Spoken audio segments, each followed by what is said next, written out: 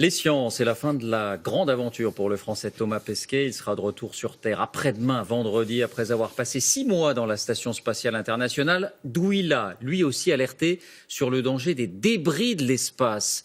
Alors pourquoi? Bonsoir Nicolas Châteauneuf, vous allez tout nous expliquer grâce à votre studio virtuel. Absolument David, les scientifiques tirent la sonnette d'alarme. Pourquoi? Eh bien regardez notre belle planète bleue que nous allons faire jaillir de l'écran. Eh bien il faut savoir qu'autour de cette belle planète Terre, il y a des dizaines de millions de débris spatiaux. Des dizaines de millions Oui, de débris, c'est ça? Absolument, exactement. 150 millions de débris de plus d'1 millimètre et 5000 débris de plus d'1 mètre. Alors qu'est-ce qu'il y a dans ces débris spatiaux? On va remettre la Terre au bon endroit. Nous allons vous les montrer, ces débris spatiaux. Ils vont traverser ce plateau. Il y a notamment des restes de fusées, il y a des satellites morts, des pièces métalliques. Il y a même, figurez-vous, de l'urine congelée d'astronautes. Pardon?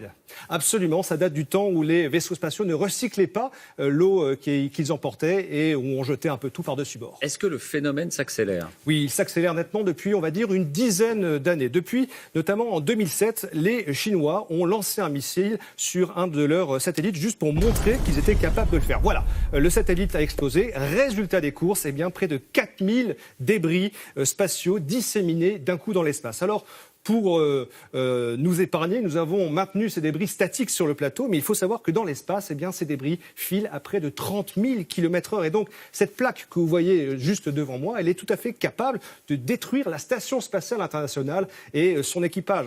Les petites pièces que vous avez tout autour, eh bien, elles ont l'énergie, la puissance destructrice d'une boule de bowling lancée à 400 km/h. Et donc, cela peut menacer à terme la survie des satellites en orbite et donc couper tous les services qu'ils nous rendent, le GPS, les télécommunications et bien d'autres services. Y a-t-il une réponse? Y a-t-il une parade? Absolument, toutes les agences spatiales, on va dire, travaillent dessus. Alors notamment, il y a le projet de construire des chasseurs de satellites que vous voyez ici, qui pourraient lancer, par exemple, un filet sur les débris. Ensuite, donc, ils captureraient ce débris, ils entraîneraient ce débris finalement dans l'atmosphère, où ils vont se brûler ensemble. Autre possibilité, le chasseur déposerait sur le satellite, sur le débris, une sorte de voile solaire. Et cette voile va ralentir légèrement le débris qui va finir par descendre tout doucement dans l'atmosphère. Et donc, vous l'avez compris, ce débris va cette fois-ci brûler totalement, mais tout seul.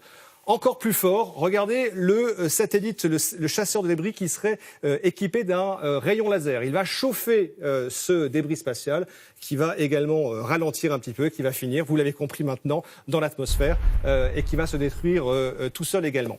Donc on le voit, il y a des solutions. Maintenant, la grande question, évidemment, c'est qui va financer le grand nettoyage spatial? Toujours la question du financement. Merci Nicolas.